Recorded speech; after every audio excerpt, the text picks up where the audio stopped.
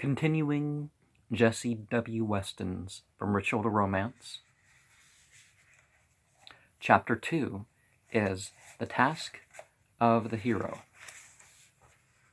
As a first step towards the successful prosecution of an investigation into the true nature and character of the mysterious object we know as the Grail, it will be well to ask ourselves whether any light may be thrown upon the subject by examining more closely the details of the quest in its varying forms, i.e., what was the precise character of the task undertaken or imposed by the Grail hero, whether that hero was Gawain, Percival, or Galahad, and what the results to be expected from a successful achievement of the task. We shall find at once a uniformity which assures us of the essential unity of the tradition underlying the various forms, and a diversity indicating that tradition has undergone a gradual but radical modification in the process of literary evolution. Taken in their relative order, the versions give the following results.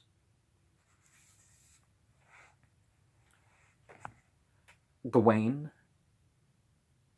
Blaheris.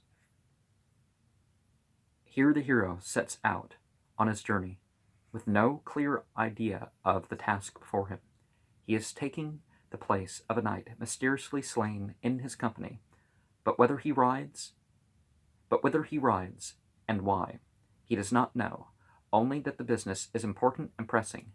From the records of his partial success, we gather that he ought to have inquired concerning the nature of the Grail, and that this inquiry would have resulted in the restoration to fruitfulness of a wasteland, the desolation of which is in some manner not clearly explained, connected with the death of a knight, whose name and identity are never disclosed. Great is the loss that ye lie thus.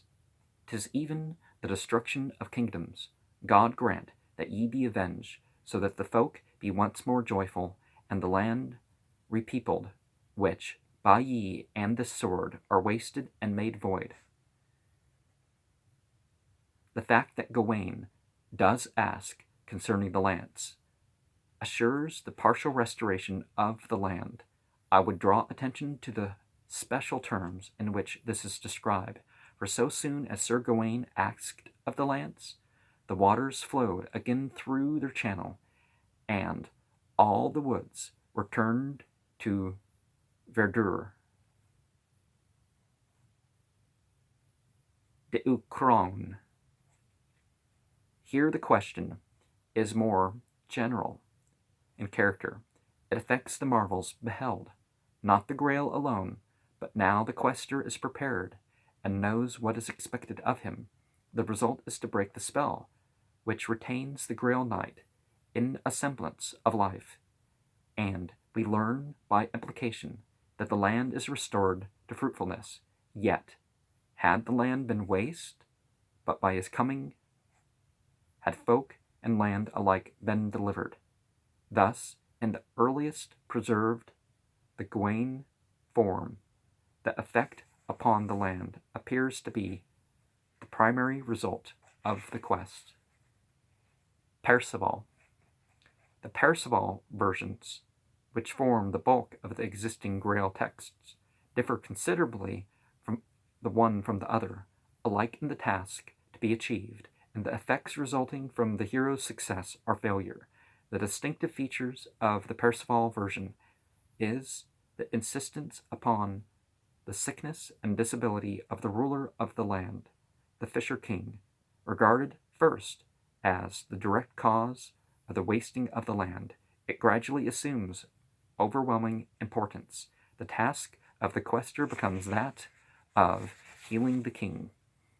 The restoration of the land not only falls into the background, but the operating cause of its desolation is changed and finally disappears from the story altogether. One version alone, the source of which is, at present, undetermined, links the Percival with the Gawain form. This is the version preserved in the Gerbert continuation of the Percival of Chrétien de Troyes. Here the hero, having, like Gawain, partially achieved the task, but again like Gawain, having failed satisfactorily to resolder the broken sword, wakes, like the earlier hero, to find that the Grail Castle has disappeared and he is alone in a flowery meadow. He pursues his way through a land fertile and well peopled, and marvels much, for the day before it had been a waste desert. Coming to a castle, he is received by a solemn procession with a great rejoicing.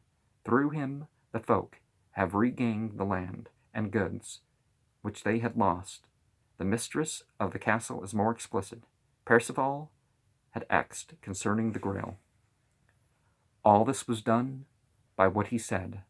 This land whose streams no waters fed, its fountains dry, its fields unplowed, his word once more with health endowed. Like Gawain, he has freed the waters and thus restored the land. In the prose, Perceval, the motif of the wasteland has disappeared. The task of the hero consists in asking concerning the Grail, and by so doing to restore the Fisher King, who is suffering from extreme old age, to health and youth. If you had asked what was happening, your question would have cured the king's infirmity, and he would have been restored to youth. When the question has been asked, the Fisher King was cured, and his condition wholly changed. The Fisher King's condition was changed, and he was cured of his malady, and was as healthy as a fish. Here we have the introduction of a new element, the restoration to youth of the sick king. In the Perceval of Chrétien de Troyes, we find ourselves in the presence of certain definitive changes, neither slight nor unimportant, upon which it seems to me insufficient stress has hitherto been laid. The question is changed. The hero is no longer asked what the Grail is, but, as in the prose, Perceval, whom it serves, a departure from the essential and primitive simplicity, the motive for which is apparent in Chrétien, but not in the prose form, where there is no enigmatic personality to be served apart. A far more important change is that, while the malady of the Fisher King is antecedent to the hero's visit and capable of cure if the question be asked, the failure to fulfill the prescribed conditions of itself entails disaster upon the land. Thus, the sickness of the king and the desolation of the land are not necessarily connected as cause and effect, but a point which seems hitherto unaccountably to have been overlooked. The latter is directly attributable to the quester himself. If you have found the word to say, the rich king who is in distress does lay, would of his wound be fully healed, but now his fate is truly sealed, never to rule his land in peace. But Perceval's failure to ask the question has entailed dire misfortune upon the land. Ladies sad will lose their mates. The land in desolation lay. Damsels unconsoled will sigh.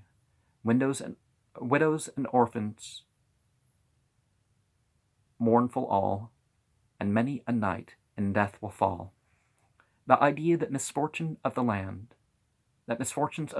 are not antecedent to, but dependent upon, the hero's abortive visit to the Grail Castle is carried still further by the compiler of the Père Lesvaus, where the failure of the destined hero to ask concerning the office of the Grail is alone responsible for the illness of the king and the misfortune of the country, a great sorrow has recently been brought on the land by a young king, who was welcomed as a guest by the rich fisher king. To him appeared the Holy Grail, and the lance, with angry blood welling from its point. He did not ask whom it served. My stomach's rumbling. Or whence it had come.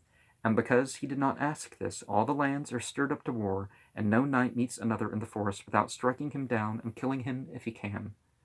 The Fisher King is very sorrowful, for he has fallen into a doleful sickness. This sickness has come upon him through one he welcomed as a guest, to whom the Holy Grail appeared, and because he did not ask whom it served, all the lands were stirred up to war.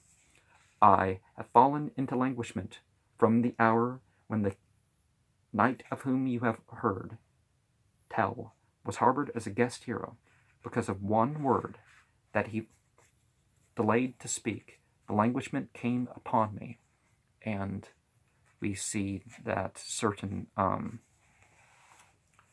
myth has purpose, myth has meaning. So